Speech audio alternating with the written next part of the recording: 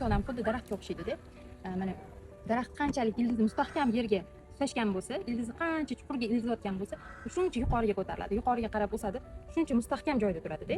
Shuncha ko'p yil o'zini soyasini beradi, insonlarga xizmat qiladi, foyda keltiradi.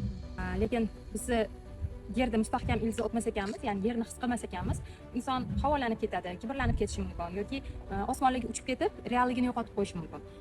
Shunaqa paytda biz ildizimizdan ayrilamiz, ya'ni yer bilan yerga tutashgan qismimizni yo'qotib qo'yamiz va inson hayotda o'zini o'rnini topolmagandek bo'ladi yoki qo'rquvlarga kirib ketadi, kelajak haqida xavotirlanishni boshlaydi, hozirgi onini yo'qotib qo'yadi. Hayot uni hamma istaklarini namoyon qilsa ham, uni ichidagi xavotiri, ichidagi qo'rquvi arimaydi.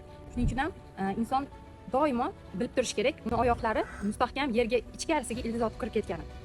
Shuning uchun meditatsiyalar bajartirayotganimda, initiatsiyalar berayotganimda yoki har qanaqa energetik praktika berganimda, men doim, ya'ni bu har qanaqa energetik praktikani qoidasi, ya'ni oxirida doim siz yer bilan ulanishingiz kerak. Oyoqlaringiz yerda mustahkam tayanch his qilish kerak.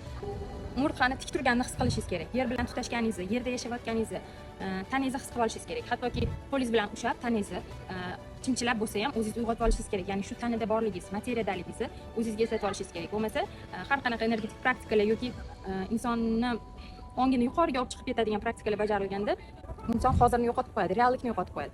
Real hayotdan uzilib qoladi. Keyin insonning hayotida ma'nosizlik boshlanadi, depressiya boshlanadi. Yana shunga o'xshash holatlar kuzatiladi. Shuning uchun ham yer bilan tutashimiz doim muhim. Shuning uchun daraxtlarga qaraganda eslab turing. Mana shu daraxt sizga bu narsani eslatib tursin. Shuning uchun ham daraxtlardan biz rosa energiya olamiz. Ayniqsa mana shunaqa qadimiy daraxtlardan, ko'p yillar hayot kechirgan daraxtlarda nihoyatda ko'p energiya resurs bo'ladi.